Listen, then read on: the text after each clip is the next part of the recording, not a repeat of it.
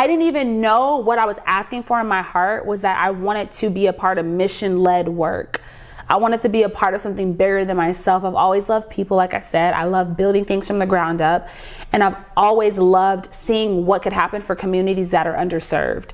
Like, what actually happens when they get resources? What happens when people come and spread information? Like, information for us has changed our lives.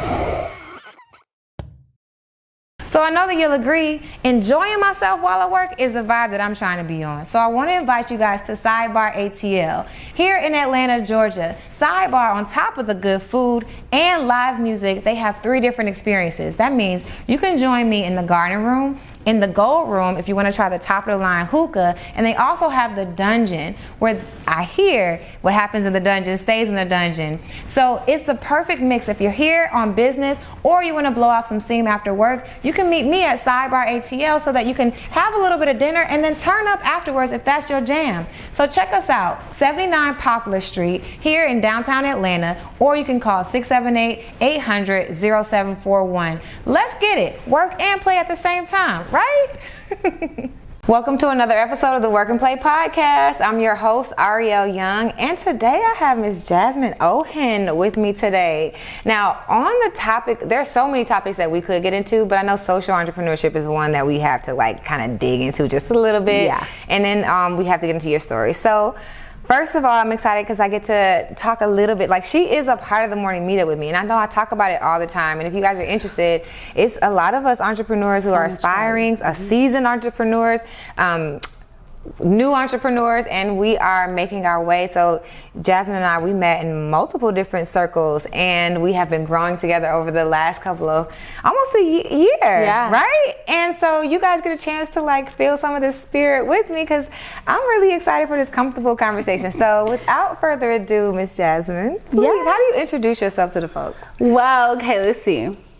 I love the Lord, okay? So I'm a woman of God.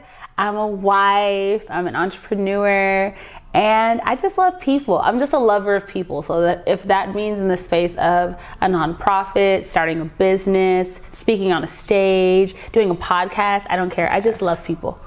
You love people. Okay, so then who do you serve and how do you serve them? You know how we do. Yes.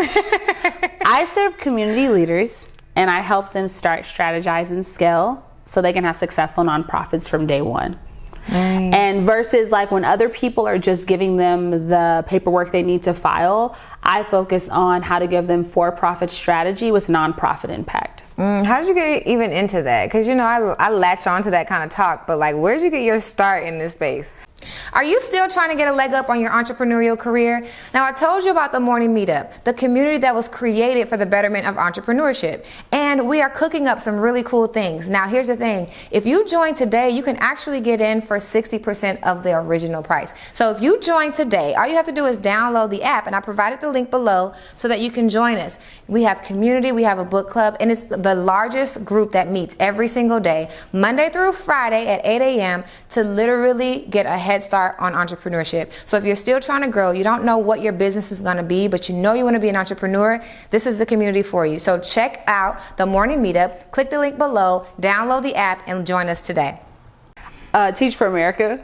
Really? I was a professional dancer. I was pre-professional in college, even in high school. I was being trained since I was 14. But girl, when I was 5 years old, Nivea in the laundromat had me in a chokehold, okay? Are you serious? What? I would literally set up my teddy bears on the couch, and I would put on J-Lo, and they were my audience, and I would perform for my teddy bears. So when I became, and I didn't even know you could be trained to dance. And when I saw you could in high school, I was like, oh, I'm an entertainer. That's what I am. And then whenever graduation was approaching in college, I grew up in a single parent household. My mom is divorced, and just watching her raise my brother and my sister and I'm the youngest. I just noticed that it was clear to notice we were struggling, okay? Mm-hmm. We were struggling, okay? And we lived in the suburbs, but my mom was always doing whatever she could to put us in extracurriculars, to put us in communities. Nice. But it was stretching for her financially. So we were always way behind financially.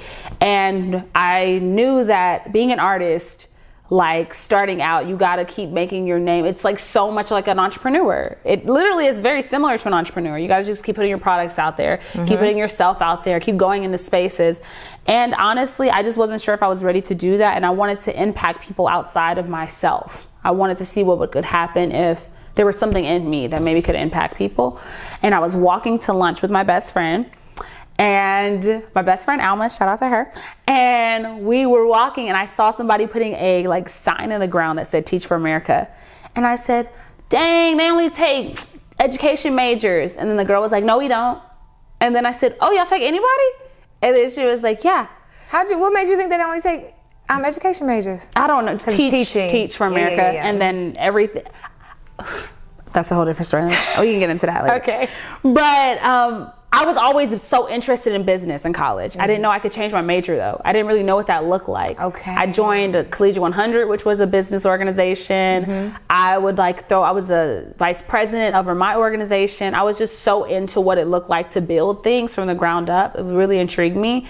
And my husband and I, shout out to my baby, we would listen to Masters of Scale by Reed Young, I think. Really? And what is it called, babe?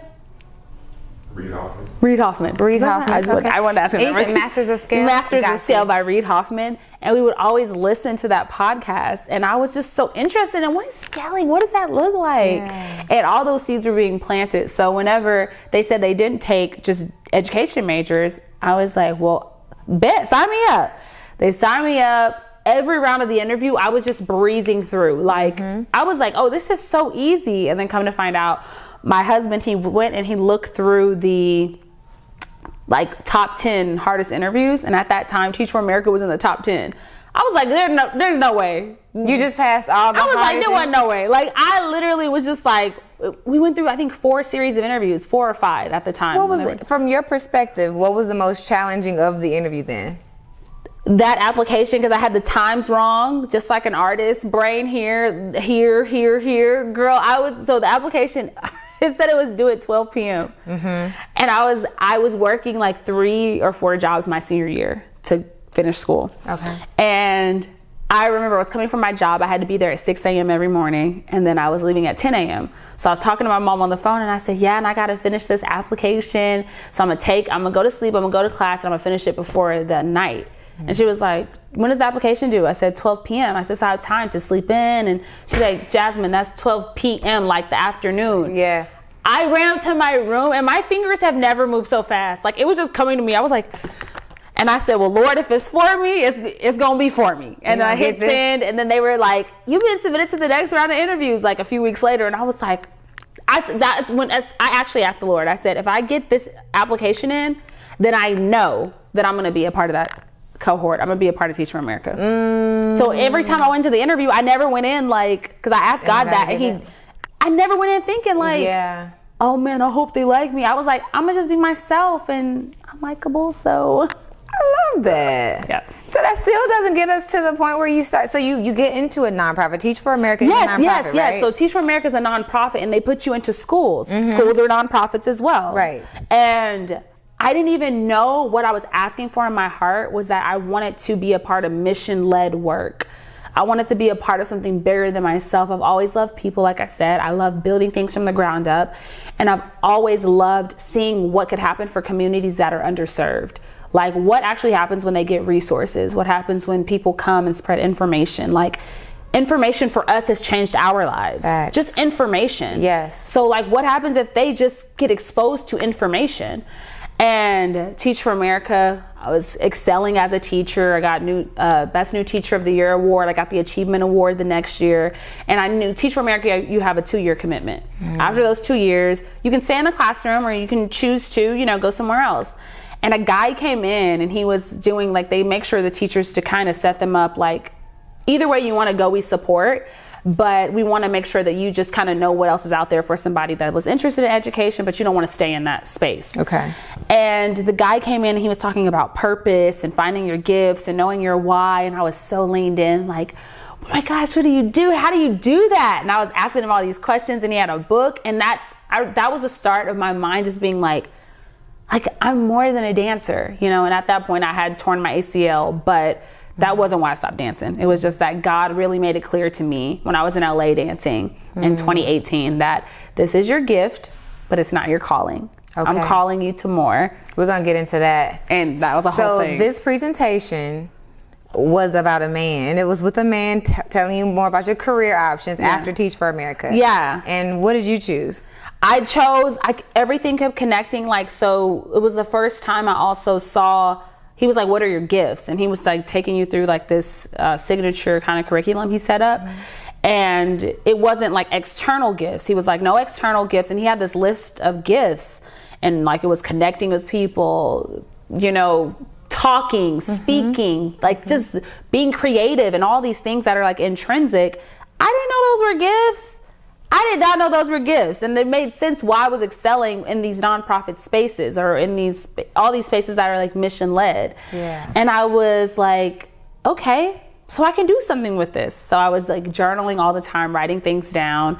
And I was still in that artist space. But then that's when that happened in 2017, because then I got engaged and I got married I got engaged 2016, got married 2017. And then we moved to California in 2018.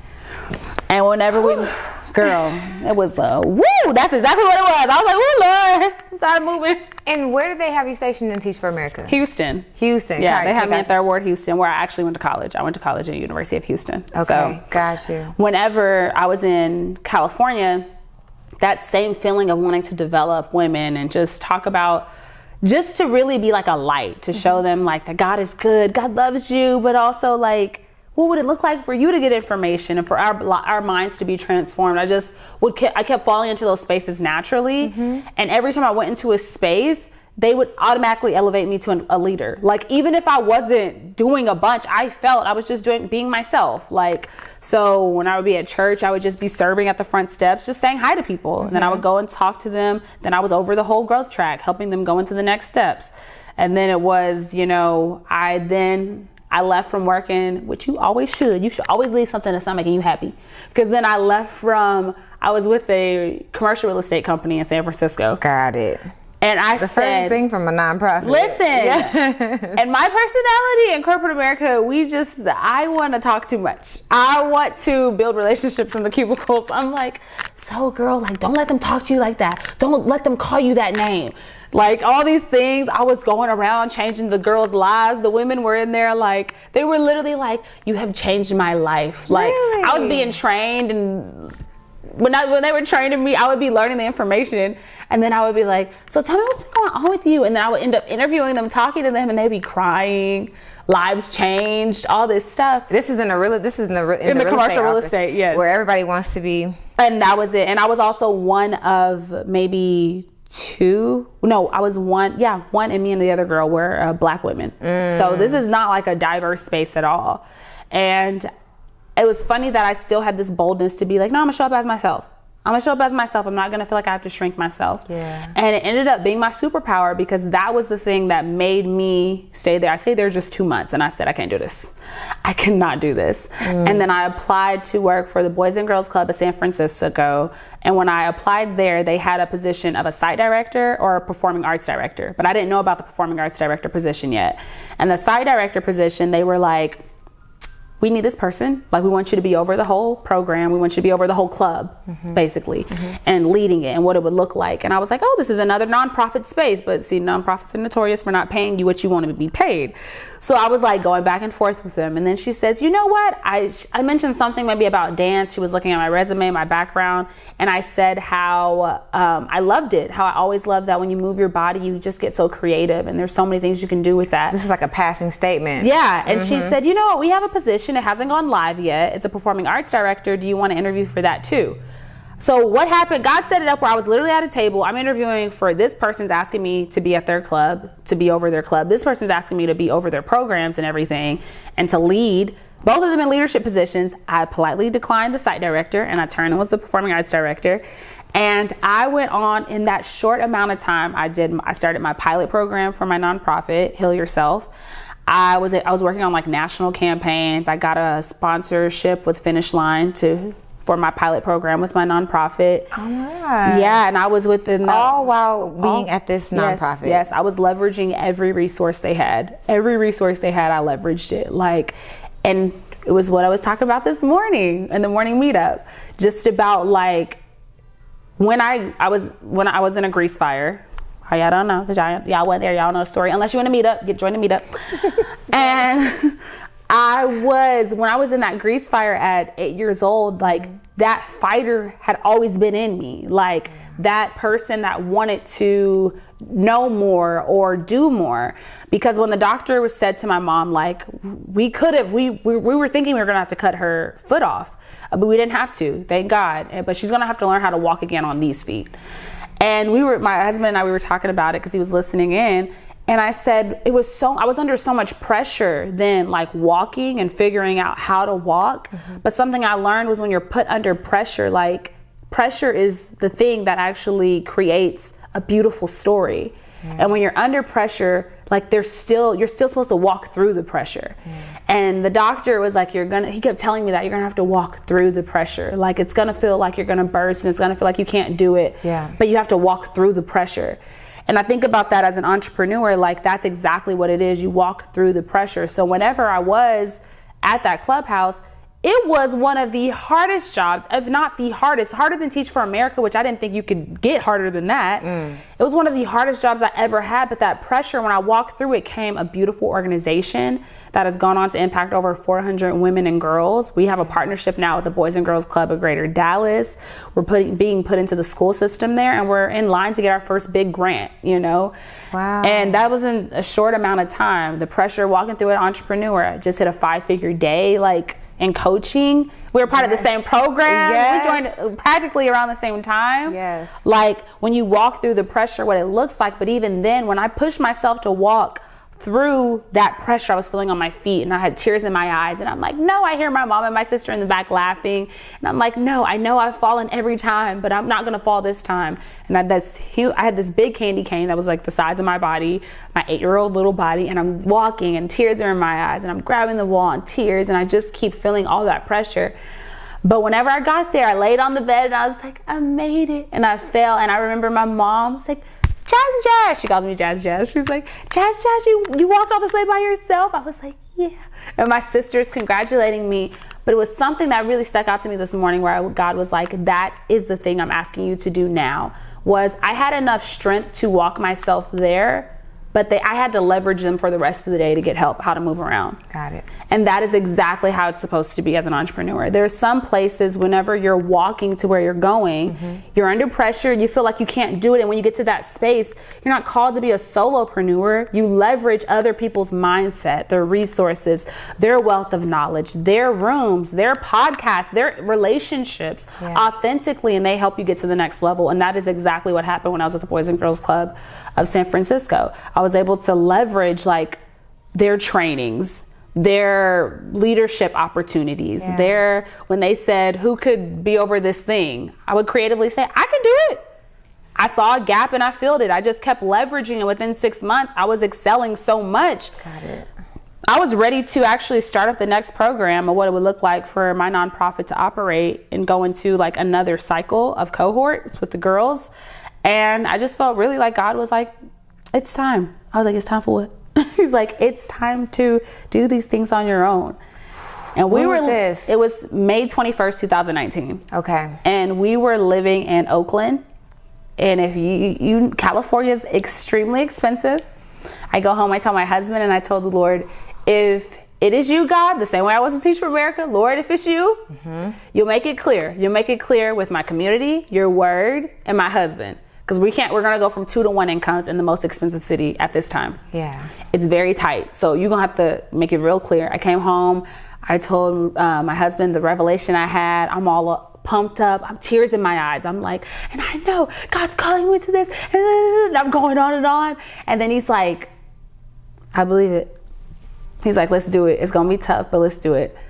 And that was a Tuesday, I believe. And the next morning was a Wednesday. I took a picture and I promised myself every day after that I would document something in my life. That's beautiful. So now, wait, at this point, you said I'm going to document every point in my life. At this point, this is when you decided to leap into full-time entrepreneurship. But up until this point, and there's so much that I want to get into in that part. So let's just pray that my brain is going to have all the energy to remember all these different nuggets, because like to clarify, when you experienced the burn accident, had you already been like dancing, or did you learn afterwards? I was already dancing. Okay. It was funny. I actually was dancing. Remember I said I started being trained when I was 14, but I started dancing in the church. I was just dancing, and I was I was praise dancing, and it was the week of the big performance. And then I got burned that Thursday, and it was going to be Sunday. Yeah. You know, sometimes they say like God pushes us in different directions and we have to take heed. Do you feel like that was like a... Yes. But every time I look back, actually, when I tore my ACL, it was the week of the show. It was when I was professionally dancing after graduation. Are you serious? The week of the show, I had a solo in the performance, and I tore my ACL that dress rehearsal. That's crazy. Every time. And I was like, God, why every time it's my time to shine, you do something? I hate her. I was so mad at God. It was my this is something that most people do not know this, but my nonprofit actually started off as a dance class. Heal Yourself. It's spelled HEEL. And they were dance classes to help women learn how to dance in heels, feel like their best self, be sexy, learn women's empowerment. And then at the end, I was going to tell them all the things the Lord loved about them, and they was going to go on and live their best lives. And my first one was insanely successful. And then I was in spaces when I would network and I would talk about Heal Yourself. And I was working on, she's now like, she's like a judge or something in Houston, but I was going to give her and her daughter a private. And I was just going, like, it was growing really fast. Like, it was like boom, boom, boom. I was like helping people. Yeah. Like, God already knew that thing was going to take off. And same thing in LA. Like, I was going to be a part of an opportunity that was literally going to be a part of their production. When it was going to be aired, I knew it was going to take my career to the next level. Like in dancing. Yes, in dancing and entertaining. Because I was like, I just knew it. And every time it was like something, God was like, nope, stop, pause. And he was telling me then too, like, I know that's something you're good at. But sometimes the thing you're good at is not the thing you're created to do. Yeah. It's not the thing he wants to actually put a fingerprint on the world on. Because we're talking about a beautiful, massive God. He doesn't just put one good thing in you. He puts many things. Yeah. So all of those many things, how does he want to use it? Then I also had to realize he's not telling me I can't dance. He's just saying, like, professionally, I'm not calling you to do that. But before you realize that, in the moment, because if you look at these different chain of events and you're like, yo, like, I just want to dance, Lord. Like, why you can't just... What was your process? Did you go from a process of resentment to gratefulness, or what? Were you always just constantly in a conversation about like, okay, well, I guess this is not what I do? Because you sound like you have a relationship with God, right? Yeah. I can imagine you like having a conversation. So were your conversations at this time like, okay, I guess, like I'm going to heal and just super grateful along the way? Or did you go through ebbs and flows of like negative and positive emotions? That and all the negative and all the deep lows. When I tore my ACL, I was so mad at God. I was like, oh, like this was the thing I had waited for. I'm talking about now I'm being paid. They're even talking about like having me come on like and do more things in the company. Like this is a dream, and I can like actually travel. And now and then it was great. I partially tore my ACL, but I didn't have insurance then. Got it. I was so mad. I was so angry. Financially, I was pissed. Career-wise, you like, listen, you trying to F up my life. I'm like, dang, I can't do anything. Oh my gosh, I was so frustrated. And in the middle of that, though, I never stopped talking to God, though. I never stopped like communicating how angry I was. So what was the conversation like? God, I'm mad at you. You get on my nerves. Really? Like, yes. You getting on my nerves. I don't want to talk to you right now. Did you grow up in the church? Yes. Got it. Yes. So did you learn, when is the first time you learned how to pray? Honestly, I would say I grew up in the church, yes. But after I got burned at 8, I got really mad at the church. Did you? Yeah, because no one came to see me. No one came to see me, but all in fairness, we also were not like super, nope. It's the same way with the morning meetup. Mm-hmm. If we don't know you're there, we don't know where to fill the serve, like the need. Yeah, the void or the need. We don't know when to do that. And that was kind of like I was raised with a single mom. We couldn't always be at all the extracurriculars and all the after school things. It was one of her, you know? So we weren't always super active, but we were very much there.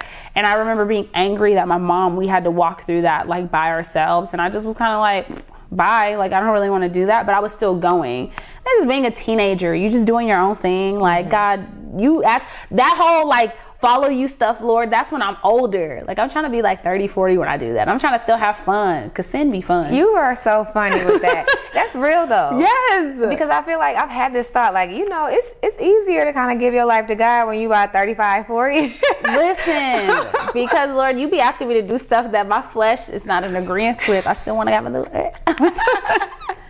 So that goes to like kind of like the feminine empowerment part, because like you found this part of yourself and it really like budded when you were at the real estate office. But I'm trying to figure out at which point did this feminine like energy or like the women empowerment side of you start to bud. I always say like I didn't really identify as a Black woman until I was like 25. Wow. Why do you think? It's honestly and truly, like I didn't grow up with like a whole lot of women empowerment things. My grandmother, God rest her soul, she was like, you can't trust women and like super dogging women. I'm like, aren't we women though? You know what I mean? Like it was always a dissonance. So for me, taking pride as a woman wasn't a thing. Identifying like women issues wasn't a thing. As a Black, I grew up in Atlanta. So like as a Black woman, understanding Black history wasn't a big thing in high school. I remember my teacher being like, slaves were property and they were treated well because they were property. And I'm just like, what? That doesn't sound right. But at the end of the day, nobody else is teaching you anything else. That's weird. Right. So for me, as a woman, it wasn't until I was 25 because that's when I started to have a vision of my own. And when I wanted to push something of my own, a project, right? That's when I started to hit opposition and realizing, oh, there's differences and I have to operate a certain way. So for me, that's why I remember a friend of mine was like, yo, you talk different, because I didn't talk about Black power. I didn't talk about women power. I wasn't talking about any of that. So for you to be able to go into a real estate office and like, one, just be curious about people and how their lives are going, that's cool, right? But then when did your passion for like, or your even awareness of your own womanhood come? Honestly, I don't even know what it is. I don't know if that was just a natural little gift. I've always been that way. Really? Since I was a little girl. Like, really? I've always just been like, women are awesome. Like my dolls, they would cheer each other on. Remember I told you I would put my teddy bears. I would put my teddy bears up and I would perform for them. Yes. Like we made our own little girl group in the apartments. Me and my sister are best friends. You have a sister? Yes. Older or younger? Older. I'm the youngest. God, is she really girly or is she more like, I would say she is, but I'm more like prissy. Gotcha. So like I would be considered, I don't even know what that word, I feel like it's negative, but like I would just be more considered like, no, I'm not doing that. Like my sister's like, girl, I don't care, I'll take that. Like, you know, but she is very like still girly. But according to, I'm sure everyone in my life would tell me that, no, Jasmine, you're definitely way more girly. But my sister and my mom would do our nails for us. Like we would do arts and crafts together. And like my mom would always tell us so my mom would do this really cool thing when we would grow up. She documented pictures of points of her life with pictures. And she has all these photo albums. And when we were growing up, she would Saturday morning cook us a breakfast, lay out this photo album and go through each picture and tell us the story behind it. And that just was so cool to me. That is so grounding. Yes. And honestly, I just felt like women were just so amazing. And now here's the thing though. You also are the same way with that. What did Ronnie say? Ronnie said yesterday was that you're not growing if you're not contradicting yourself. Yeah. Because yes, I've always been brilliant about women, but I've also been a mean girl before. So like you attacked women before? Yes, very much so. I don't know very this side of you, so you're gonna have very much so. Like, what did you do to the poor girl? You know, just like call her out, pull her out. What she say? Call her out. I want to see her. And I'll be so afraid. Here's the thing. In this moment, I just feel the vibration in my soul. So for you to use your gift for bad, I don't want to feel the wrath. Exactly, but that's also a thing. But the thing that actually is so powerful, I never knew was my words. because I always been a girl's girl. I was on dance teams growing up. I was a cheerleader. I have a sister. We're best friends. Like, me and my bonus sister, my cousin, we're all so close. Yeah. And I've always been really close to these people. But then whenever, like, I was in high school, like, rewind high school, I was a mean girl. I was like the quintessential, the high school thing you could think of. Now, I'm sure my peers, like, would have said, Jasmine, you were not mean. But, like, I felt like, looking back, like, dang, I used to, okay, I was a cheerleader. I was I was class favorite, most beautiful, all those things. Miss Lake, like, went on to be, like, you know, the winter prom queen, all these things, like, and I can so see it. But here's the thing, though. The thing about a mean girl is the judgment side. Yes. So who was your target? My best friend. What? Exactly. Why? I'm so sad. You know, looking back, though, if I could therapize myself, and I made that word up because I can do that. So I've actually heard that before. I feel like it's gonna be a word. It needs to be. If I could therapize myself, it was because she had everything that I always wanted. She had a 2-parent household. I never knew that was even. I literally didn't even know that. I remember one day I had a form, and I said, I have to go home and take this to my mom. And she said, yeah, I'm gonna just have my dad sign it. I said, what? She's like, I'm gonna just have my dad sign it. I said, what, your dad lives with you? Because we would always go to my dad's in the summer. So I just assumed that was everyone's story. Like, everyone just goes to their dad's house in the summer and then you go back to your mom's house. So it's funny that, like, I loved being around her so much. I thought the world of her, but I didn't know how to say it. So we became best friends when I was 11. So then until I was 16 and then into college, we had a falling out, and thank God the Lord rekindled our relationship beautifully, and I'm gonna be in her wedding. But, like, that is beautiful. And that's not everybody's story. No, because I'm still feeling like her. I'm like, dang. Yeah. I can only imagine, like, you know, when people don't know how to communicate their feelings, it comes out in the worst way. So I would do stuff like, if her makeup was really cute, I would do like, dang, girl, you look so cute. Look at your hair. It's not looking all crazy today. Okay. Those backhanded compliments. Yeah. Your eyelashes look so pretty. They're not all sprawled like a spider. And when did you grow out of that?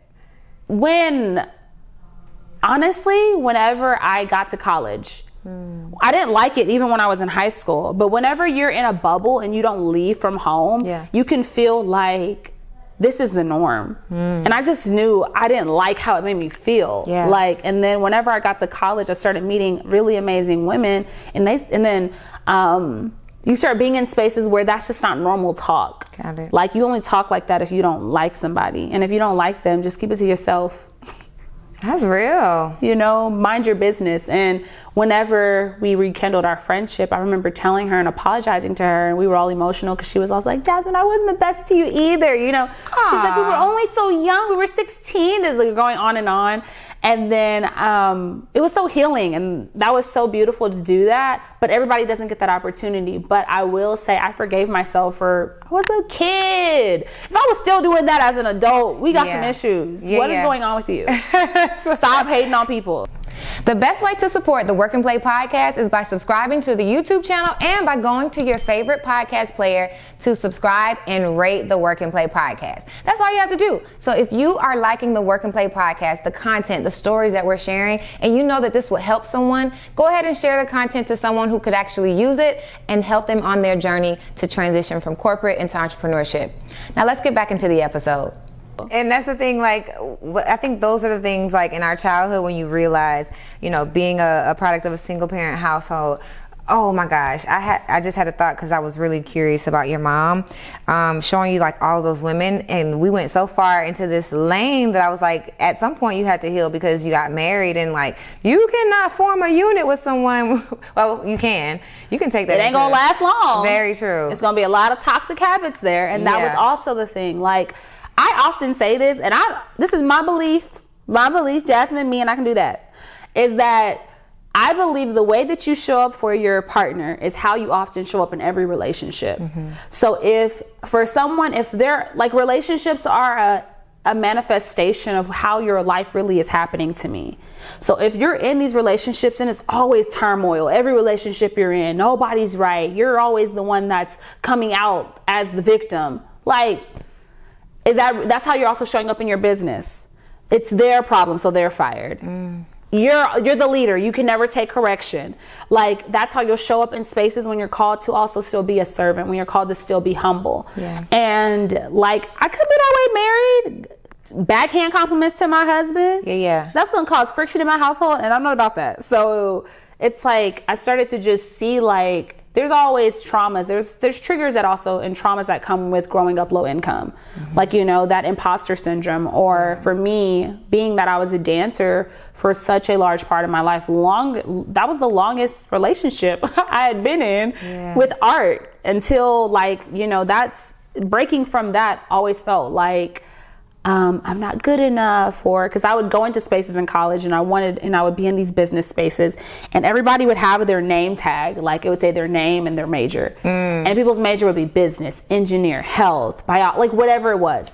And then I was always not just the only dance major, the only art, like just anything. Yeah. So it would just say dance, and I would be like, hi, and they would be like, okay, and they see and they walk away, and I would just feel like, dang.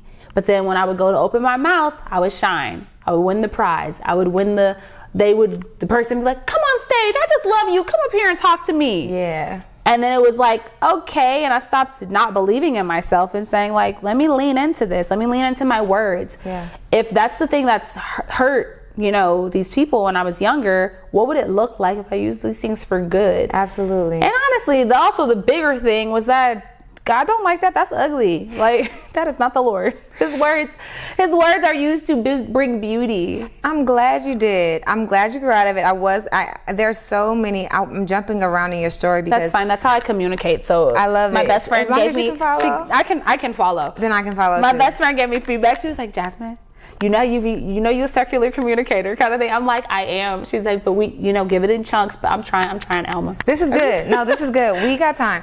So you grew out of it, and I'm wondering, there's so many things that I'm curious about. The first part is, you mentioned your husband. So give me a quick synopsis of when did you identify, or what did you identify? Well, you actually kind of touched on it. A bit of the insecurity was around dancing, and that's one of the things that you had to get over and learn how to use your voice. But going into a relationship, though you grew out of the mean girl phase, right? What was something that you learned about yourself as an individual that you couldn't take into your marriage, or you had to work on before y'all got married? My traumas. And that's something that, full transparency, I'm always still working on. Trauma and healing is one of those things that, as you experience one level of healing, God takes you to another because of a new season, new influence, new platform, new territory. So there needs to be a new level of healing. At 16, I fell into a really bad abusive relationship. I mean, every form of abuse you could think of, it was done.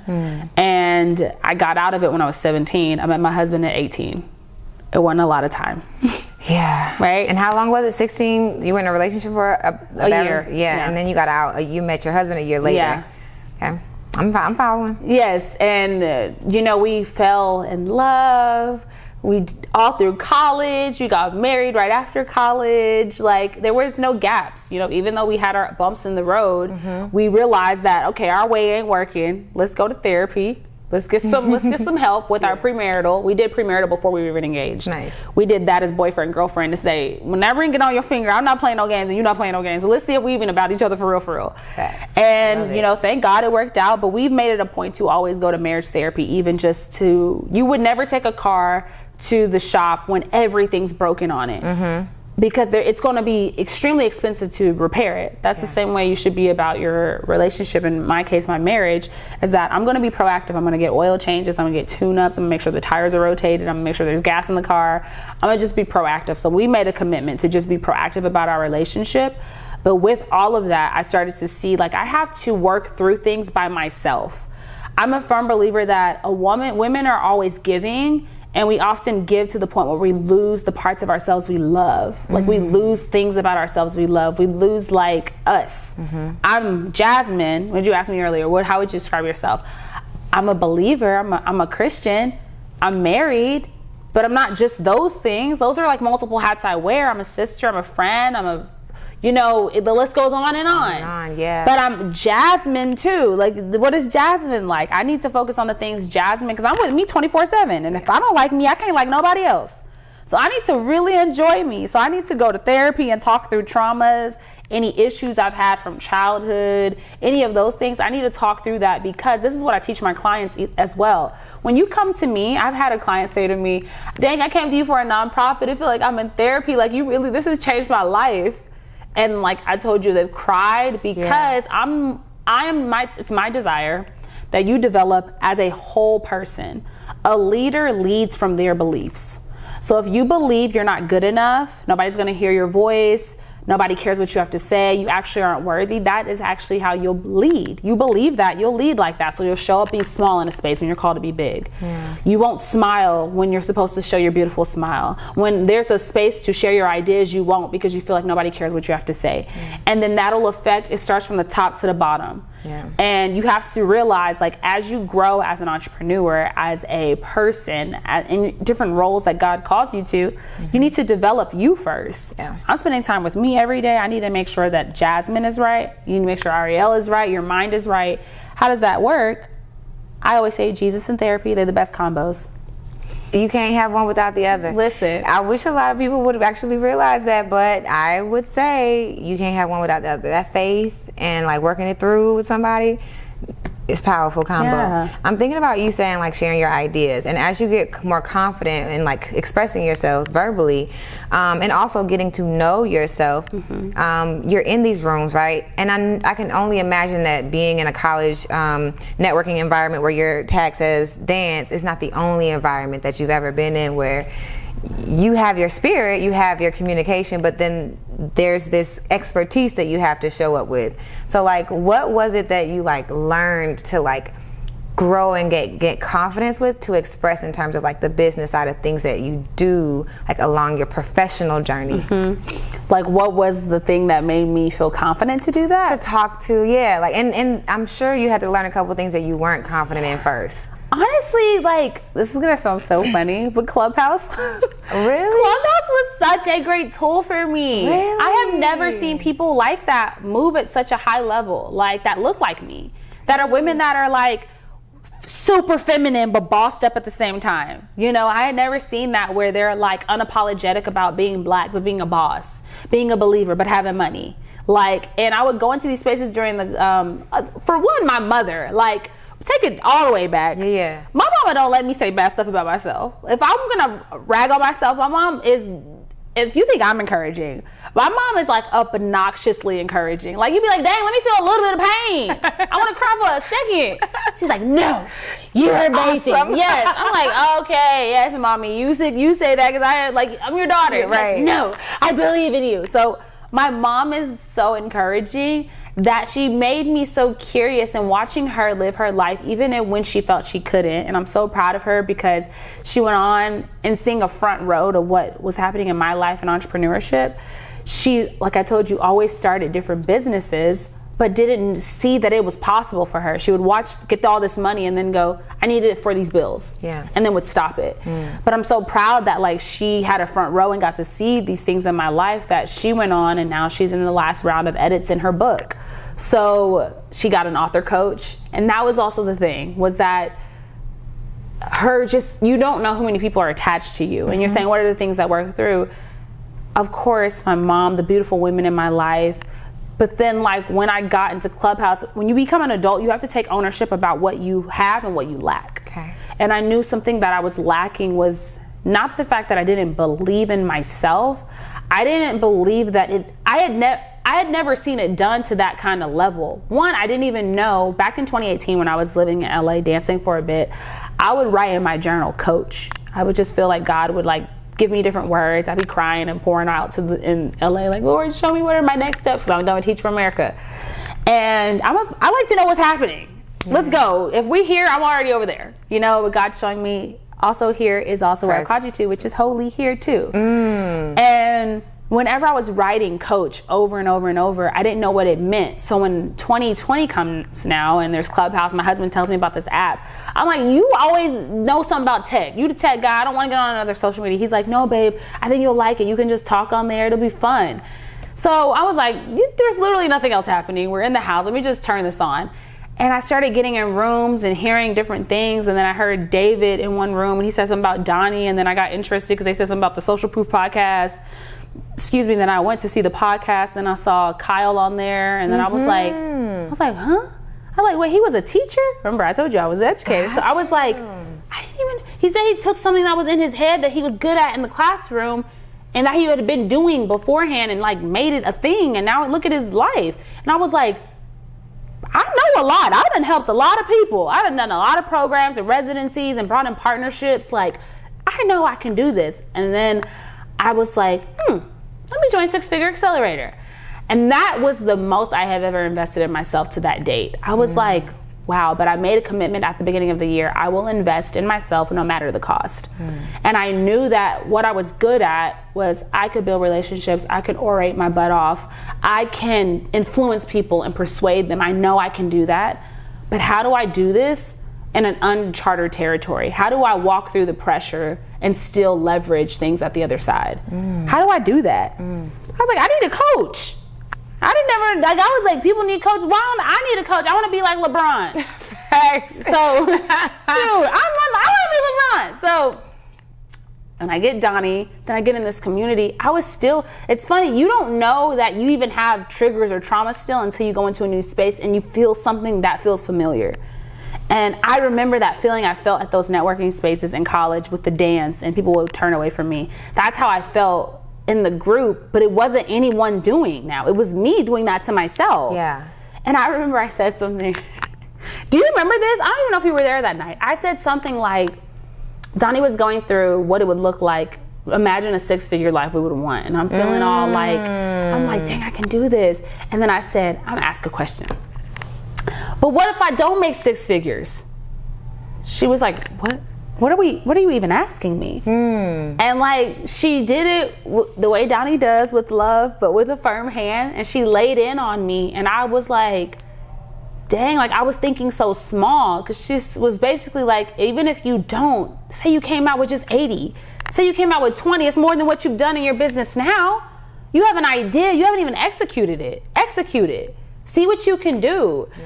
And ooh, I'm feeling the fire. Listen, that was game changer for me. Yeah, but you always ask, I don't remember that night, you always ask like really good, transparent personal development questions. Yeah. You know what I mean? Like, I can't remember a specific one, but your questions are always like, as a person, like speaking to who I need to be. Because I don't necessarily, like, you know what I mean? Like, you always ask questions from that perspective. You just said something. I'm going to take that. Thank you, Lord. That was my word. That is so good. I didn't even know that was what I was intentionally doing, but it was what we were talking about off camera earlier. How I'm not a huge fan of networking. Why? Because it's very transactional. I don't want to be in a transactional relationship with you. I want to be in an authentic relationship with you. So that sometimes is a struggle when it is time for like a space when a speaker comes and it's like, ask a question. I don't want to know the technicalities. I want to know the mindset, the person you had to be. Because it's like if you set a goal at the top of the year, I want to lose 25 pounds. You don't set that goal every year, you done gain 25 more. Like, that's not realistic. But who do you want to be? If you say, I want to be a fit person, I want to be an active person, the 25 is a byproduct of who you became. I want to know how you became that way, because I understand that where action is, then personal development has followed. If you had action there must be something intrinsically that happened to you that had to follow it. So if you've gone on to make $1 million, great, that's amazing. I know I'm gonna be a millionaire. I'm not concerned. I ain't concerned about it. I'm trying to understand what kind of person you became there. So when I asked, I'll ask things about like, what's the psychology behind why you thought that? Like, how did you, when you build your program, what was the psychology you thought in laying this out for your clients or your customers? Like, I want to get into you, because if I get into you, then I can act. That's where the meat and potatoes is. And frankly, that was another question that I asked for her as well, because I think that, you know, a lot of, and I can't say a lot of courses, because same for you, when I invested in the program, my heart was palpitations. I was like, girl, you gonna give it all you got. I wrote down sticky notes, trust the process. I literally had to remind myself. I remember when you hit me up in the DMs. Here's the thing. Talk about personal, like who you have to become. I'm listening to you talk, And I'm very much the person, I'm an executor through and through. I'm gonna run the play. I will run the play blindfolded, you hear me? And I think that reflection has taught me that I learn a lot of things along the way, but oftentimes I become a different person externally, and I don't necessarily see it internally, if this makes sense. So I push reflection a lot, for like in general. Yeah. But what I realize is I walk my walk, I talk my talk. And even when I contradict myself, I just am. You know what I mean? But to hear like Donnie say I was shy when I came into the program, or to hear you say like, oh my God, you blossomed. Like, really have. I don't remember. I remember inside of my head when the first time someone ever said I was shy, I was like, no, I'm not. Like, who do they see? Because in my head, I'm such a know-it-all. And externally, I guess I show up differently. But then as I take action, the actions are probably much more confident than I really be. If this makes any sense, yeah. It's like I will do things without confidence. I will do things without fear. And the learning comes from people asking me questions like about what I did or how I be. That's where like my true growth comes from. So like your questions, I remember you asking, being like, like she really is like trying to grow here as a person, you know what I mean? Whereas I might ask a technical question like, okay, so how do I need to do the steps? But both are necessary. That's a because fact. what you'll ask, I'm not gonna ask. And what I'll ask, you may not ask. And that's also in all the groups. Remember we said cocktail? Yes, exactly. Like when people say like, what got you to the point you are now? I'm like, it's a lot of things, because it's also me when I was 2018 crying in the closet and nobody saw me journaling to the Lord.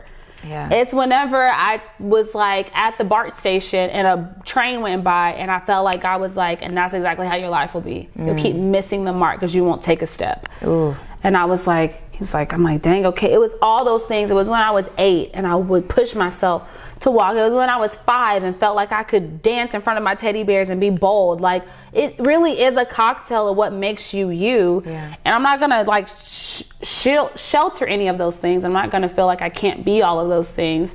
And the thing is, I've always been a curious child. Yeah. But it's funny you say that, because I've always done that as a kid. Like, while everybody was with I was always, according to everyone else, the grown child. So I was like the boss lady in the room, but I was like 5. I was like 6. I was 10, but I was really 35. So older people would naturally talk to me. Like, just whenever. I was 8 years old, and my stepmom, I used to do her hair, oil her scalp, and she would talk to me like I was a grown woman. And I would give her advice, and I would ask her questions. Yeah. 8? Yes. Oh my God. And like, so that has always been in me. I've just been curious about how people show up, and I was really observant, and my sister was always super observant, and my brother, my family, we grew up such a tight unit, me, my brother, and my sister, and my mom, that we would sit around the dinner table, girl, and talk about everything from sex to curiosities about the body, to things happening in school, to where we didn't feel adequate. Like, we talked about all these things at the table. We only had one TV in our house growing up, always. So my mom intentionally said she did that because she never wanted us to not have a family space. Every night we ate dinner around the table, every single night. No matter what, it was all 4 of us at the table. And we would talk, no cell phones, no TV on, in a different room. So I just got used to asking a lot of questions, you know, like, and I'm the youngest. So I also was super observant and watched everybody else make mistakes. Yeah. And I'm like, okay, I'm not gonna do that. I'm not gonna do that. I'm not gonna do that. And then I would ask for a lot of help, ask how they thought through these things.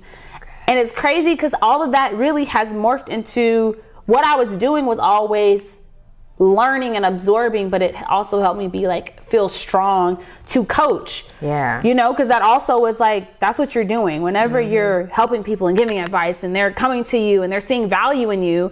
Donnie asked that question in the 6-Figure Accelerator about reach out to people and ask what they see about you. Yes. Mm-hmm. That was, you know, these people they didn't talk to each other. They were all coming back with the same stuff. What were your responses? That I'm great at giving advice. Dependable. They can always come to me for a space to feel safe. And I kept getting that I create safe spaces. That no matter what they're going through, they can feel safe to talk to me. Like, they don't feel judgment. I even agree. You on my podcast and I feel safe. I'm going to put mine in there. Aww, Yeah. Right. No, I love that. So thinking about your growth, I love it.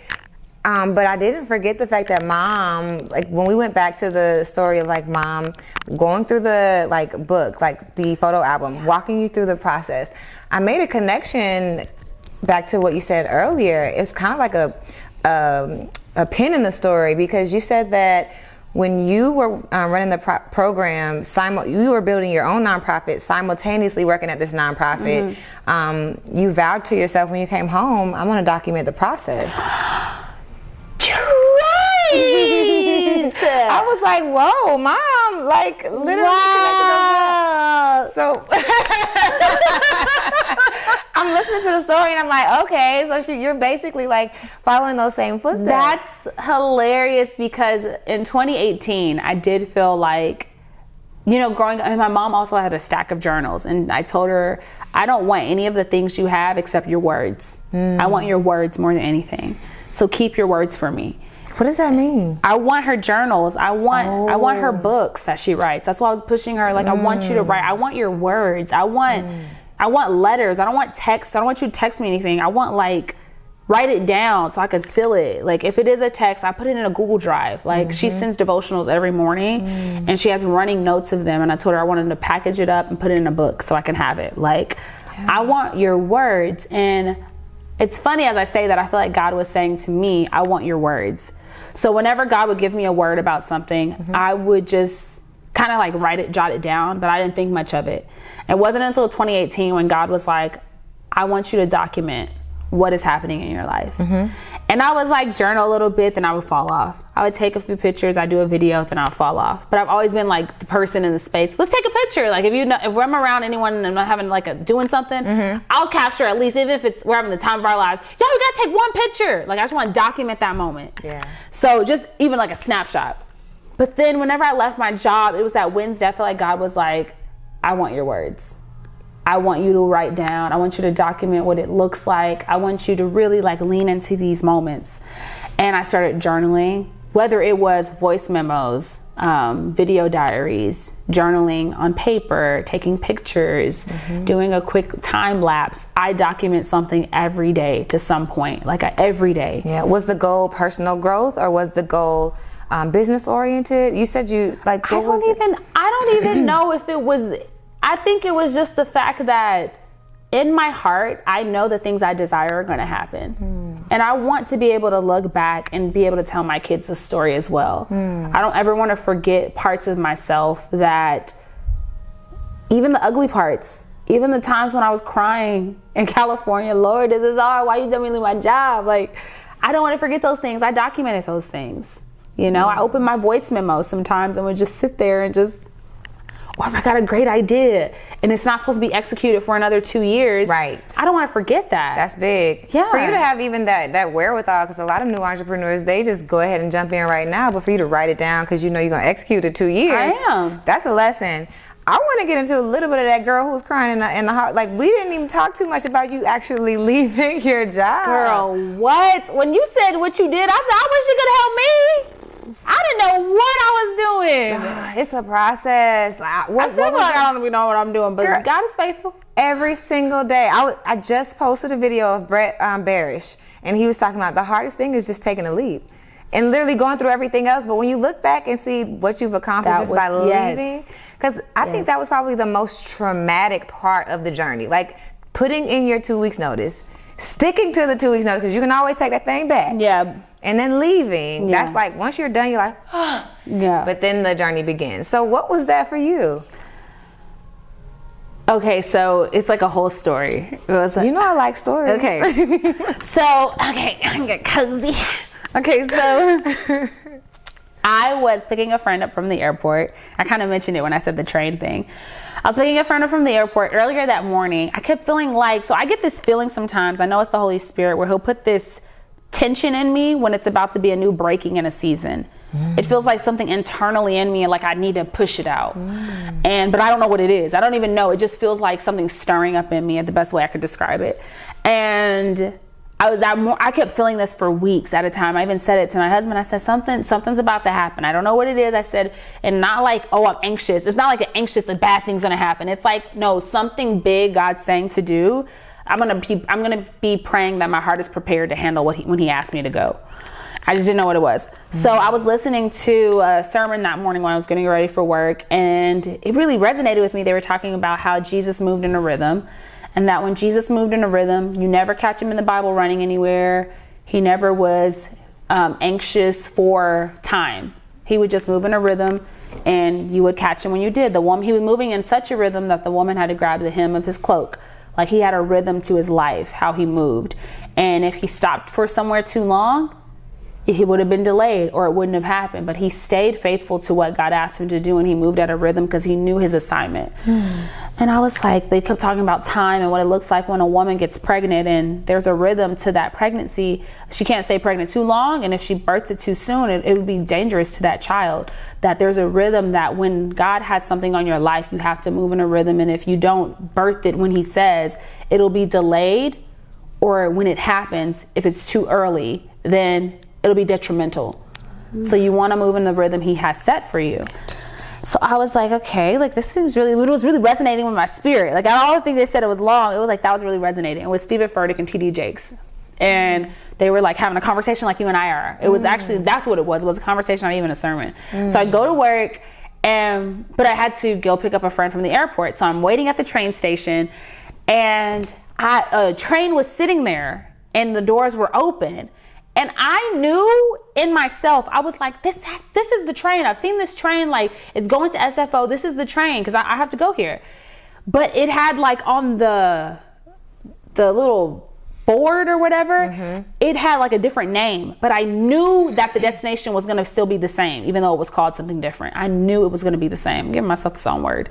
So then I kept asking random people. They were getting on the train. The train's still stalled. The doors are open. People are getting on. I'm like, is this the train to go? They're like, I don't know. And then I'm like, is this the train? They're like, someone's like, no, it's not. It's not. This isn't the train. And I'm thinking, yes, it is. But why am I asking these people? They don't even know. I live here. I know. Yeah. So then I kept battling and asking all these people, trying to get confirmation of something. They don't even know where I'm going. I keep trying to get all this confirmation everywhere. They have no idea where I'm going. I know just because the name is different doesn't change where it's going. Just because it looks different doesn't change the destination. So whenever the doors closed and the train went off, it said the name immediately changed, and it said it was going to SFO. And I said, I knew it. And then as soon as I said I knew it, I heard God say, and that's what your life is going to look like.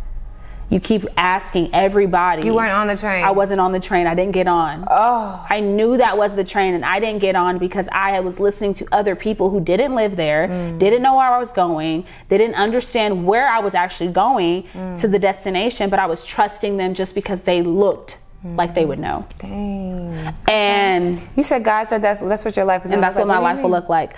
Because I remember I said earlier, I kept feeling this tension. And Heal Yourself at this time was in its pilot program, and it was having extreme success. But I'm also like, I move in wisdom. I'm not going to just jump just because if I'm experiencing tension or I'm experiencing success, I want to move at the right time God says for me. But I was feeling this tension where God kept showing me little things along the way. But I was looking for someone to kind of tell me not to do it. So not versus telling me to do it, I was looking for them kind of to tell me not to. So I would bring up things where I was saying something about entrepreneurship, because I've seen entrepreneurship up close. I just didn't know, I didn't see it scale. But I seen it. So when I would come into maybe a group with our community, I would bring up entrepreneurial things, and they would be like, oh my gosh, you should do it. But I was waiting for someone to kind of be like, and I kept getting visions when I would sleep of God showing me what it would look like. And my time with him in the morning, he would show me things when I was journaling. When I was, in the closet, just listening to my worship music, he would show me things. And I just kept being like, nah, I'm tripping. Nah, that's not going to happen. I was like, God, sucking yourself out of your blessing. Yes, exactly. So, but I kept saying, God, like, how's it gonna look that way though? When I don't know what to do. I don't have like people that go on to do these things. They have like a financial coach. They're a wealth like finance person or something like that. I'm like, I don't even know what I would do. Like, you know, like I didn't even know what it was. I just knew something was changing in me. Got you. But I didn't know what it was, but I also wasn't rejecting it. I was leaning into it, but moving with trepidation, if that makes sense. It does. So whenever he said that's what your life will look like, I felt like he was saying, you keep looking for people to say don't, and I'm saying go. It'll be delayed. You'll get there, but it'll be very delayed. And you'll miss the things I have for you because you're waiting on a different word when they don't even see where you're going. Just because it's named different don't mean that's not the destination. Please tell me this is the sign you took to make. That was the thing. You listened. You took heed and you made a decision. Yes. This is what pushed you. Literally that day was when I went home and I was like, babe, and I just told him that. I told him the thing I told you. Yeah. And I was stirred up all day at work, and I said, okay, God, make it where when I leave, like I'm able to still be like a light, and I'm still able, I don't want to leave where I am like, I don't need y'all, I'm good now. Like, and God made it where at the end, in my exit interview, I got to pray for my bosses. I got to speak life into them, you know, but it was time for me to go. And when it was time, I didn't know what I was doing, but how faithful God was in the development before that, with building programs, with bringing in partnerships, with bringing in residencies, with bringing in communities. I didn't even know what I was doing. I was building nonprofits always from the ground up. I was building programs always from the ground up. I just didn't know what it looked like. I didn't have a name for it, but God told me, just because you don't have a name for it, just because the name looks different, doesn't mean that's not the destination. Doesn't mean that that's not where I'm taking you. And when I got that revelation, that word from that morning came back into my heart. I'm asking you to move in a rhythm. You're not taking heed. And I was like, okay, Lord, I'm gonna listen. Confirm it. So I was like, God, confirm it. Instead of saying like, this feels weird. I don't know. I'm leaning into it, but God, I don't know. This couldn't be for me. This could probably be for somebody else. Maybe you're calling me to give somebody else a word. Like, he was like, no, that's for you. And I need you to lean into it. And I haven't looked back at all. Like, the fact that then all those small things work together. Like, getting that partnership with Finish Line blew my mind. We were having so much success in our pilot program. It was just 7 weeks at the time. And my nonprofit, Heal Yourself, we mentor teenage girls of color through leadership skills and character development. And within 13 weeks, after their 13 weeks, 7 weeks, they develop as leaders in a signature curriculum that I built. And then 6 weeks, they go and serve from the things they learned from being servant leaders. They go and do that in neighboring communities and neighboring nonprofits. And upon completion of those 13 weeks, they graduate and they get a workforce stipend or a college scholarship. And they also get shoes. And since the name is Heal Yourself, H-E-E-L, the slogan is Make Each Step Purposeful. And it's from the scripture in Isaiah, whether you turn to the right or to the left, you'll hear a voice behind you saying, this is the way, walk in it. They get these shoes to be symbolic of the new transformation they have, that they're walking into a new season with all this purpose to be strong pillars in their community. Finish Line was all over it. How did you get that sponsorship? Did they just hear about the program? They're like, or did you put in a bid for it? No, literally, it was so organic. So it was like, so many great things were happening in these 7 weeks that even one of the therapists on site was like, what are you doing? Like, these girls, I was doing it after school. They were like wanting to stay. Like, it was just an hour. They're like, no, I want to stay longer. They were like wanting to pour themselves out. And this was just like an outline, which shows you don't have to have it all done. You can just have an outline and God can use that. Because you also, like, that's in you. It was in me to coach. It was in me to teach. And even looking back, that's what my nonprofit does. We mentor, which is like another layer of coaching, you know? And whenever I was doing that with those girls, it was getting so much attention up top with the HR. They were like, you're doing great work. And then she's like, you're doing great work. I love seeing what you're doing with the girls. Like, we thank you. And then she was like, if you need anything, let me know. I said, well, right now I'm just trying to connect with DSW because I would love some shoes, but they're not responding. I'm going to have to go in. And she said, what? Finish Line just reached out to me. They're trying to give me $1,500. She was like, I need somewhere to give it. I was just going to tell them, no, I'll give it to you. She was like, you can go ahead and have that. That is amazing. Exactly. So you built a corporate relationship. This is while you're still in the nonprofit. This is while I'm still there. So it's crazy that now, while I was working there, I had this partnership, but how the things I learned with developing clear brand identity within Heal Yourself and signature curriculum and impact, that now us being partners with the Boys and Girls Club of Greater Dallas, that's me as a partner, as a giant in the community, not as I'm an employee. Like, they're like, oh no, I like what you've done so far, and I trust you to make this impact here in Dallas. You can have our resources as well. Ooh. Like, that's amazing. And that's come from just the things I was doing then that I didn't even like see as a big deal. Yes. Everybody else saw it as a big deal except me. You know, it just, because like you were saying, when you do something, you do it through and through. And that's always been you, right? It's always been me to excel. Like, from anything I've done, I've always become the best or the top or in the top 10, like just excelling at a high level. So I didn't feel that wild. Like, what else was I supposed to do? I remember my boss when I worked in San Francisco at that club as a director, he said, you came in the first day and started executing out the gate. I said, well, what'd you hire me to do? What was I supposed to do? I was so shocked that he said that. I was like, what was I supposed to do? You know, people will take that first 30 days, snooze a little bit. No, I was like, let's go. And that's me. You know what it is? It just came to me. You've been walking in your purpose, like, from the beginning. And I love, it's like a weird way for me to say love, but you had a terrible near death, you know, when you're younger. And you've been walking in your purpose ever since. The thing about, like, when someone's walking in their purpose and you start a job, and it doesn't happen I would say it happens for like a very few select people. The first 30 days you're excited about the job. The 60 days you starting to get a little bit wavery, and 90 days you start settling in and you ain't making no change. Yeah. The fact that you walked into the role like on purpose, you know what I mean?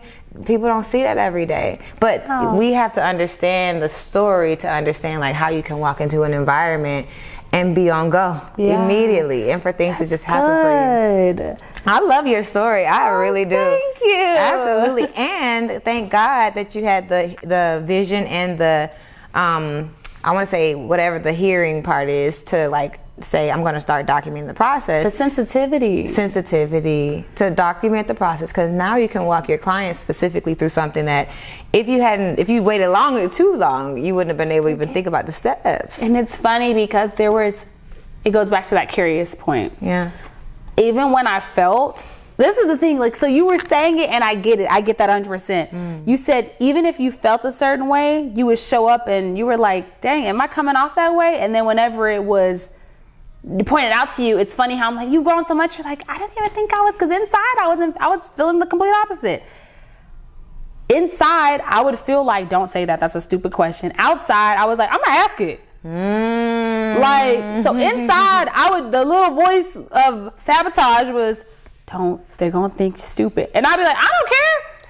So whenever I was in Oakland, I started volunteering at an impact hub. It was for entrepreneurs. And I would just go there and I just wanted, this is when I was now in my entrepreneurship journey, and I was hungry. I just wanted to learn and I was curious to learn and personally develop.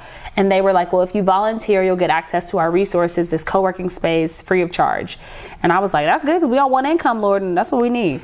And I was also volunteering at the rescue mission in San Francisco, and I would go there and speak every week, and I would deliver a message every week on the platform.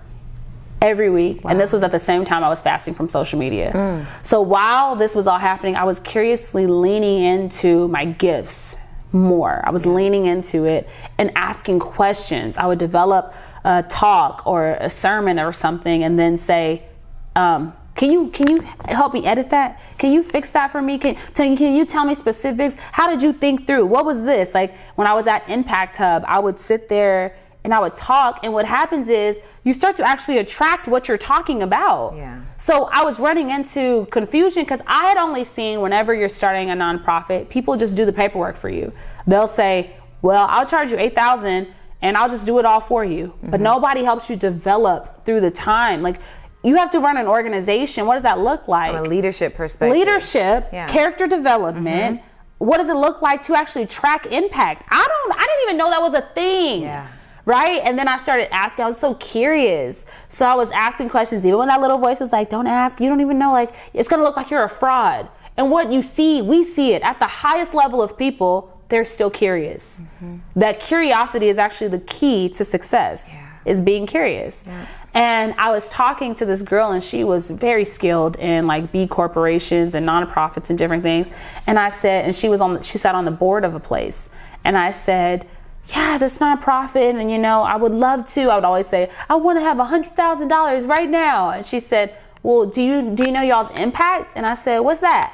Mm-hmm. And she was like, do you know like what y'all have done? I was like, well, I know for sure. And I started telling her we did our pilot program, and I just mentored someone out of Oakland, and that's what we've done so far. And she said, well, can we see it? Right, where's the data? And I said, what does that look like? Mm-hmm. And she like helped me understand what an impact report was. She sat with me and gave me examples and was like, use this as a guide. Like that curiosity like made it where my nonprofit fundraising coach, she said, as we're building this out to get y'all's like first big grant, she said, you have all of the stuff. We just plugging and playing now. And I said, I just didn't know where to put it. I didn't know how to lay it out. I didn't know how to framework. You were walking in it. And then there's this whole, like you said, framework, impact statements, measurements, KPIs, all this stuff. And you're like, oh, but the good thing about it is you're doing the work the whole time. It's easier to get the numbers and stuff if you've been doing the work than it is like pull numbers out of the air. Because when you build a business the other way, like my mind is super data. I'm always big data. And so like the issue of like creating a nonprofit when you're used to all this data and there's not like 2 participants or 3 participants in the program, you're looking to create this impact statement on 3 people. But and the you're thing like, is, that's still so massively impactful. Absolutely. And qualitative data is more important. Yes. Then you realize exactly it's not about the numbers. It's not about how many students completed the program. It's about what's the transformation that each student and felt. what was their stories. Yes. One of the girls, she went through our program. It was like kind of a branch off. We have a Soul Sisters mentorship group. That's the 13 weeks for the teenage girls. Okay. But that was the pilot program, but then the pandemic hit. Like literally as soon as Heal Yourself started, the pandemic hit, and I was speaking to legislators like in San Francisco trying to see like how can we partner, because I wanted to do things with the judicial system there in San Francisco at the time. And the pandemic hit. So what does it look like now? So I started getting on lives and praying every morning. For 21 days I would pray to the masses and to kind of just go through the word and just speaking life into all these women. And it was really like, I said at the end we're going to do a worship night. The worship night went so well. Women were like, I said, I was just being obedient to God. And they were like, no, I want more. So we for 7 months did this experience where we could have discussions, panels, worship, where it was a different experience for women that are in the body, but we're not pretentious, and you don't have to hide here. Like, this is a safe space. That be whoever you are, because we're going to talk about pornography. We're going to talk about the things you're struggling with mentally. If you've had suicidal thoughts, we're going to lean into that, and we're going to trust that God's going to, he cares. Why would he not care? Yeah. So we're going to talk about it all, and we're going to be really unfiltered about it. So if you cuss, you can come in here. If you got problems, you can come in here. And we were able to give 2 women 3 months of therapy free of charge. And one of them, when her testimonial at the end, she said her brother passed away and she was contemplating suicide during the pandemic, but how those healing rooms, that's what they were called, HEELING, these healing rooms, because you got to be in charge of your own healing to walk through it. You got to first recognize I need healing, take ownership of that and walk in it. Walk through the bad, walk through the pressure. And whenever she said that, those healing rooms, they saved her life, they changed her life because she applied for therapy and she was able to be a part of that small cohort to get it. And those are things that donors love to hear. And that's the thing that I tell my clients is and this is something my board was saying to me, because I'm a visionary. I'm an artist. That goes into the artist in me. I'm just a visionary. I love to create. And I'll come with them y'all, I know because we were in California. That's where we started. So coming in Dallas, even though I'm from there, my nonprofit is almost 3. It's a toddler, but the impact's there. Yeah. It's just we got to be here in Dallas and have be giants here. And if the Boys and Girls Club of Greater Dallas is trusting us, let's be giants in this space. Yes. So whenever you have to realize that donors love to hear stories like that. They love to hear even if it impacted 1, how can we make this happen 100 times over? Yes. How can I get a 10x? That's what they care. They want a 10x on their return, which is, I gave this money, but I want to see this story happen over. That's my return. That's my ROI. Not I want another $100,000. And I feel that's why I always encourage anybody to have a nonprofit. Why not? You're changing the world. You're using OPM to do it. It's sounds like a win-win to me. It is. Like, speaking of which, we had so I never knew exactly what you did all this time. I think it was one time you mentioned social entrepreneurship on the morning meetup that I was like, girl, I got all these books. And I'm gonna tell you something, the words, your story is not yours, like, you know, it's not about you, it's coming up to me for me right now. Because like, even in the moment where you mentioned social entrepreneurship and I got all these books and I'm doing all this reading on it, my life isn't particularly going in this social entrepreneurship path to the outside eye, right?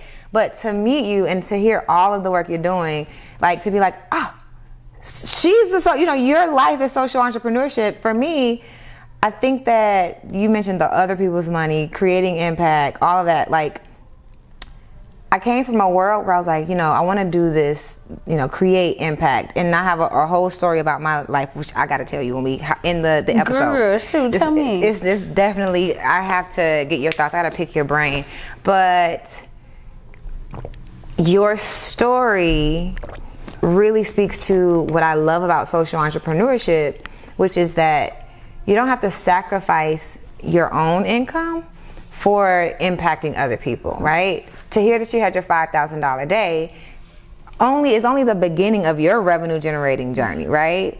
But then to hear that you've impacted a young woman like this is also, we can extrapolate that as well. So when I think of social entrepreneurship, I think of the monetary value that you're able to build in a capitalist society that's not somewhat like that. You're building your own income off of OPM, right? But it's not chump change. A $5,000 day is not chump change, especially for people in a nonprofit. Yeah, and what's crazy is, as I have my nonprofit, that as I build more success with my nonprofit, it only helps my clients. Boom. So I help community leaders. So like, that would be a you, that'd be a Dave, that'd be my husband, anybody, right? Because we're all leaders, because everybody has influence, and that's what makes a leader.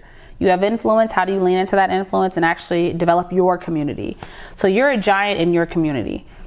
I help community leaders start, strategize, and scale successful nonprofits from day one. When other people are focused on paperwork, I'm focused on giving you for-profit strategy with nonprofit impact. What does that mean? Everything, a nonprofit is an entity. It's just like an LLC, an S Corp, a B Corp, a corporation. It's just that it operates differently, but it still is an entity. And what often separates a successful nonprofit from an unsuccessful nonprofit is a successful nonprofit tracks KPIs, impact, and don't we do that in business? Don't we have to go back to our data to see what's working, what's not working? Yes. Don't we have to go into rooms and talk about what we do and make it known to people? Everybody has their audience, but do they know about you? You have to open your mouth. That is the same thing for a nonprofit, but often nonprofit leaders operate on passion alone. So, oh my gosh, I just love this community and I just want to impact them. But then I also want donors to give me money, but I don't have anything to show for it. And I don't even know what I did. And we don't have a website. And we also don't have a professional email. And we don't do anything. I don't know what we do. And I don't know how to make money on my own so that I can show a donor that I'm not just going to be relying 100% on Exactly. you. And I don't get paid for my nonprofit. Like, and I won't ever.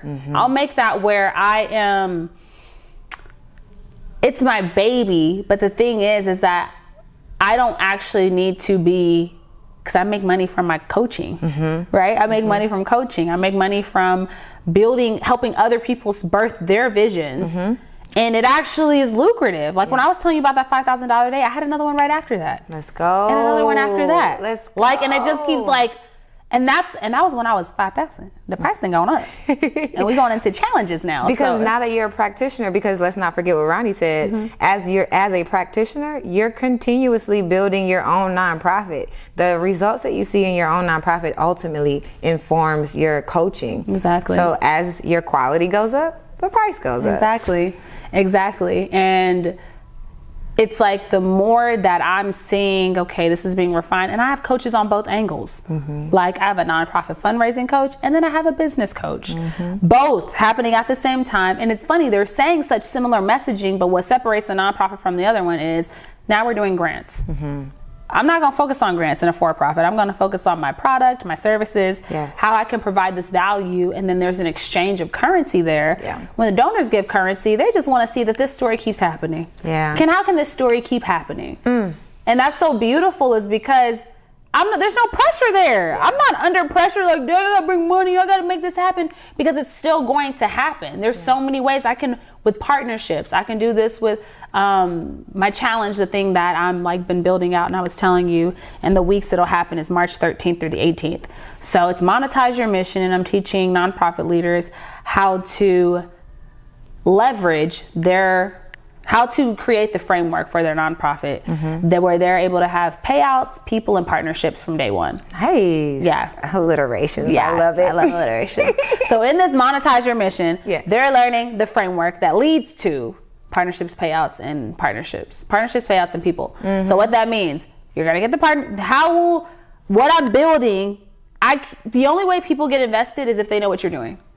They don't know the work that you're doing. I believe everybody's a giant in their own space, but how do they know? They only know if you open your mouth. Yeah. And it's funny when you say that about the nonprofits, people are like, well, I thought you were like, so wait, when you do nonprofits, are you just doing your nonprofit? I'm like, I have one, but I help people develop theirs. Because you've done it. I help people develop theirs from the start, and that was my secret sauce. When Donnie said this, that my mind went, she said, y'all stop trying to take people from A to Z. Y'all keep trying to take people from A to Z. I can't be in that field because I haven't seen $1 million. I haven't done this. What have you done though? Yeah. Everybody in here has done something successful. Everybody in here has done something from A to C, A to B, F to whatever the next letter would be. But like G, I was like G or H, one of those. But everybody has done something. But lean into what you've done now and expand on that and go back and start measuring it and seeing. But it goes back to when God was like, document the process. Document. I didn't even know when he told me write coach in 2018, and he was saying document, that it was leading me into getting clients, having lucrative income off of what I love, which is building leaders, and making them see that whatever's in them, I always say to my clients, your nonprofit is an extension of your story, something you've healed from, something you care about, something that you want to provide information to a community for. It's something in you though, that you care so deeply about. That's why you're building it. And you can have, of course, people do it for the tax purposes and all that. But right. But the fact that you're even building it to bring something as healing to a community, you care. So just know that it's an extension of you. You need to authentically show up for yourself, know those things about yourself, know what you care about, know all of those things from your story. My nonprofit services teenage girls. I say teenage girls of color. We specifically service 16 through 18. Why? What did I tell you? I was in an abusive relationship at 16. I was in a really abusive relationship at 16. Got out at 17. Met my husband at 18. I was very lost in the sauce.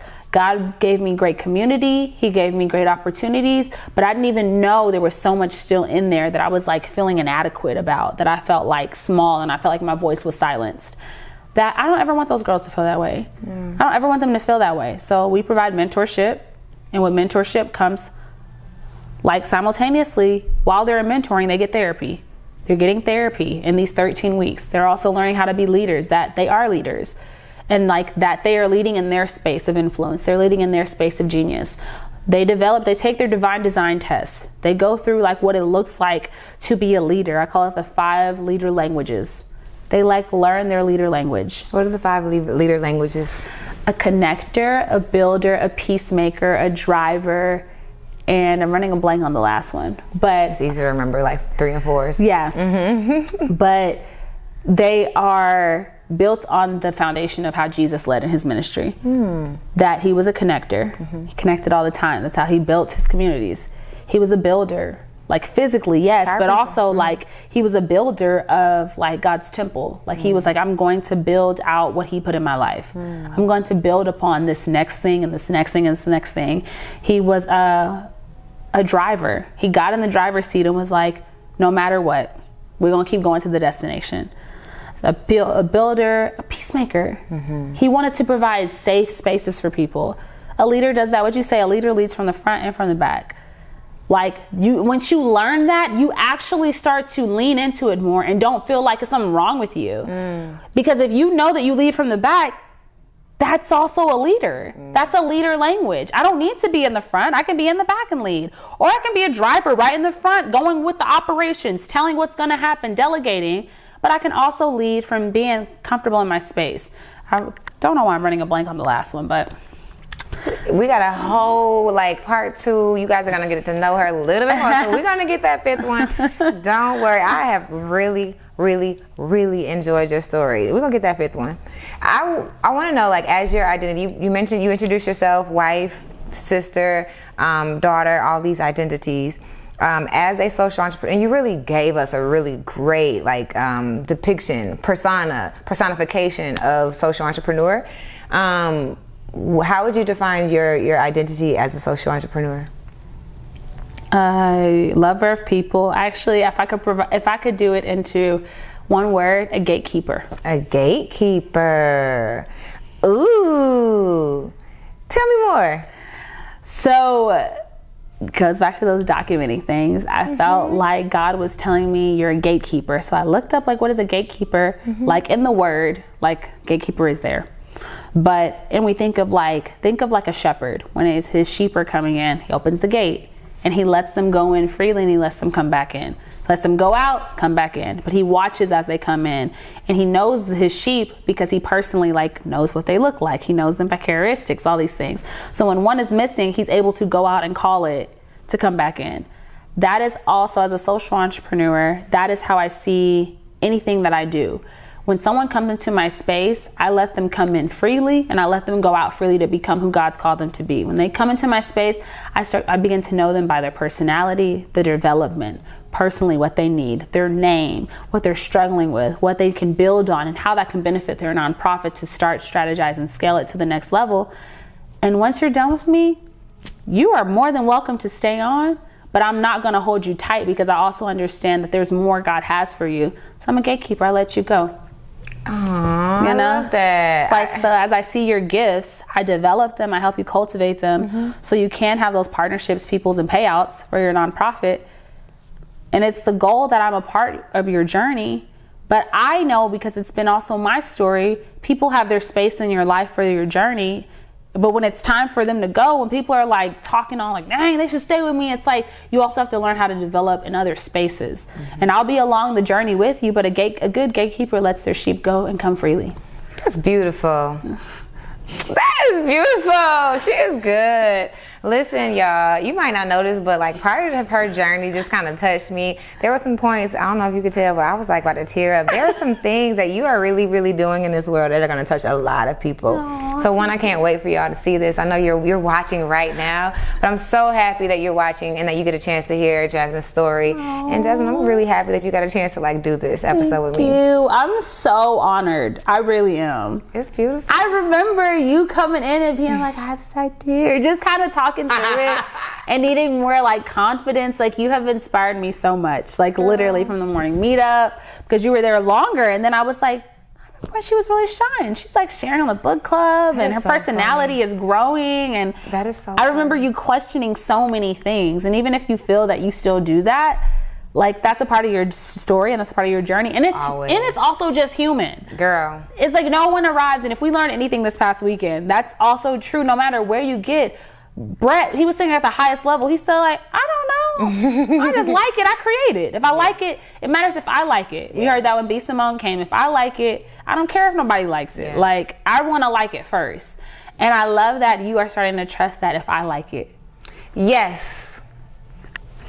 Frank Sinatra is on my playlist. I did it my way. And when I forget, I literally play that song. And so you spoke into my life just now. So you are very spot on. And even in this moment, I have to receive the word, because it can go over my head. Like, if I don't identify with the growth that you see, then obviously I don't get a chance to truly grow from it internally. Because you see it and I don't see it, then there's no help. Like, there's no lesson. So yeah, I received that 100%. Yes. So can you speak into like our listeners and our viewers real quick? So as we get up out of here, I'm thinking about, you know, people on their journey, right? And I think it's specific to social entrepreneurs. Like right now, before I learned about social entrepreneurship, I was just a corporate employee. I hadn't even learned about too much about nonprofits before I realized about social entrepreneurship and then social entrepreneurship. So for you, as your path has unfolded, there's a person who doesn't necessarily know that this space exists for people like us, who are impact driven, mission driven, but also economically inclined as well. Right. So what would your word of wisdom be for a person who's either a nonprofit and they want to be more entrepreneurial, or the person who's more corporate and they want to be, or the person who's more entrepreneurial and want to be more socially led? Don't feel like impact and money can't coexist in the same space. If you look at money like a tool, you'll understand that the more tools you have, the more resources and the more you can do. The more tools I have, how much faster can I build a house? If I have a hammer, well, I'm gonna be there for a long time. I'm gonna need some wood, I'm gonna need some nails, I'm gonna need people, I'm gonna need contractors, the list goes on and on. Yeah. But how much more could I do if I have more tools? How much faster could the house be built? Don't ever feel like you can't have impact and also have wealth, that they can't coexist. Yeah. God cares about both. He cares about your heart. And if your heart is to change and to provide better to this world and make it a better place than when you left it or when you came here, then also understand that money's also going to be used to do that. So when you come from a space where you've been working for people and you're like, but I just want to do all good because money's evil. No, it was your heart. Check your heart. Figure out what's going on in here, why you have that relationship with money, and understand that it's how you perceive that relationship is why you feel like you can't have impact. It has to be one or the other. That's extreme. And then on the other side of, I only want impact, I'm money. No. Or I just want money. I don't want to do no impact. I just want money. I don't want no impact because, people, they just take advantage of me. Well, also we as people can't stand when someone just has money and doesn't care about people. Yeah. We're like, ugh. And we're in a different age. People buy people, not things. Yeah. They buy into people and what they say and what they communicate. If you're just showing me flashy stuff, okay, you're selfish because you're not showing me how to get it. Yeah. So use that money and also create impact. I'm not saying do stuff for free. I charge my clients high ticket. If you come to me, I'm a high ticket coach. Why? Because Myron Golden is my coach and he preach all the time. And when I implemented his stuff, boom, I was able to see a 5-figure day like that in 3 days. Wow, that was massive. Yeah. So the impact still was there. I'm still changing people's lives, but I'm also still seeing wealth be accrued in my life. So they both can exist. That's beautiful. Dang! Drops the doggone mic. I did not expect it to be like that. Listen, y'all, she has influenced me to take my shoes off in a way that I am being in a way that I love to be anyway. So I'm like, listen, girl, I have just appreciated your energy in this space. So thank you so much for joining us. Yes, I love you so much. You are beautiful, and this is going to be you remember how we looked at Dave and we were like, oh my gosh, look at these videos 11 years back. That's gonna be you. Listen, come on. That is gonna be you. You see this? Do you see this? That is manifesting in the moment. Yes, and you are just so skilled. And how you do anything is how you do everything. But how you start is also how you are sustained. And you are starting in excellence. Y'all, she got the stuff laid out. Okay? Lights. We got time. We professional. And you're not waiting for everybody to give you a round of applause. You're doing that now. You build your audience before you build your stage. So you're doing exactly what you're supposed to do. Thank you for pouring into me. Yes. Y'all, go pour into somebody because this feeling right here is unmatched. Go love on somebody, go pour into somebody, and know that you can have impact and money in the same place. So until next time, thank y'all for listening. Thank you for watching. But I'll see you guys next week. Peace. That was so good.